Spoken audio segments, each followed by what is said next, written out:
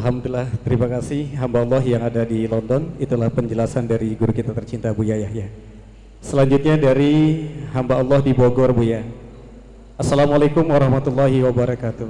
Waalaikumsalam warahmatullahi wabarakatuh. Semoga Buya dalam keadaan sehat walafiat. Amin.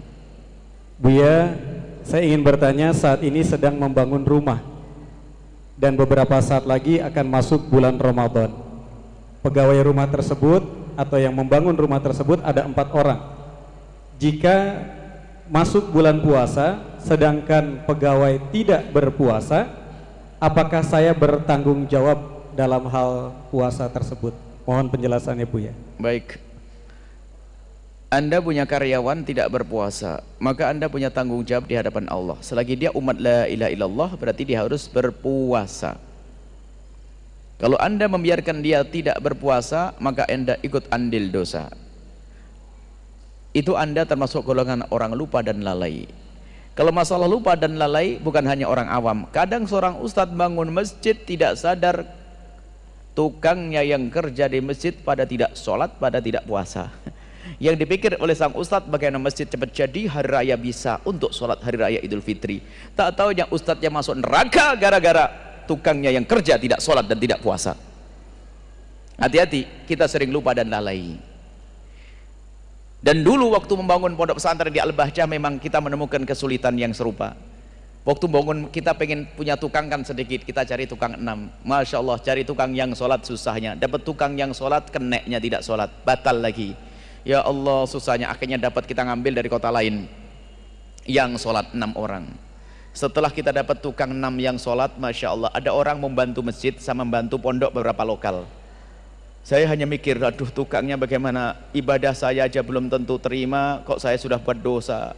Saya mikir, saya hanya pesan kepada yang bangun tadi, tolong yang kerja saya tidak mau tahu deh, pokoknya saya pusing cari tukang yang sholat. Jangan-jangan tukang ahli neraka semuanya. Saya ngomong gitu waktu itu. Akhirnya saya ngomong, carikan tukang yang sholat.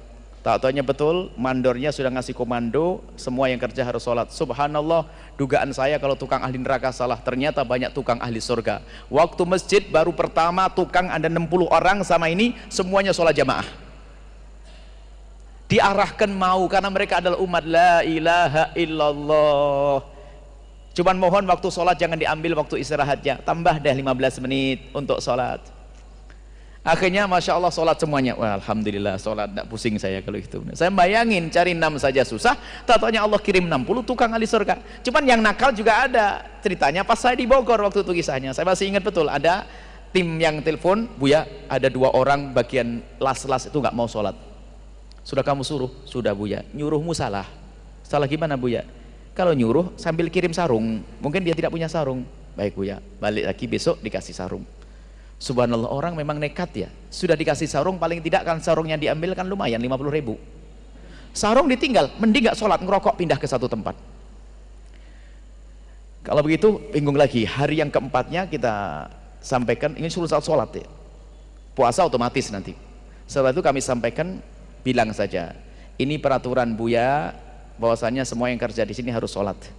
Rupanya dia sedikit cerdas, dia berkata, saya tidak kerja dengan Buya, saya tidak kenal Buya kok. Memang dia kerjanya sama mandornya tadi, bener juga kan dia, saya tidak kerja sama Buya.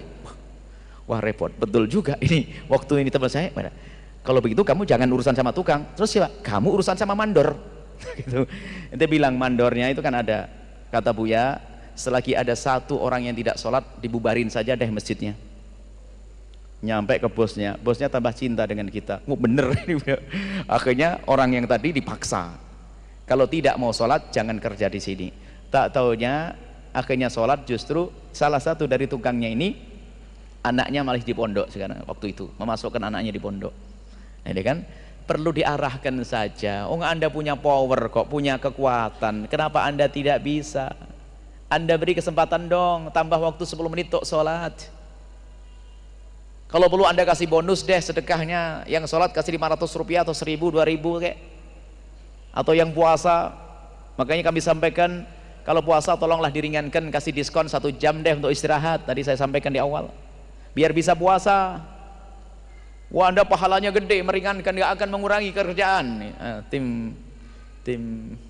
Tim Al-Bahjah Bogor, Al-Bahjah Cianjur, Al-Bahjah Batam, tolong tukangnya dikasih istirahat tambah 1 jam deh dalam sehari sepanjang bulan Ramadan. Ini sedekah kita untuk dia.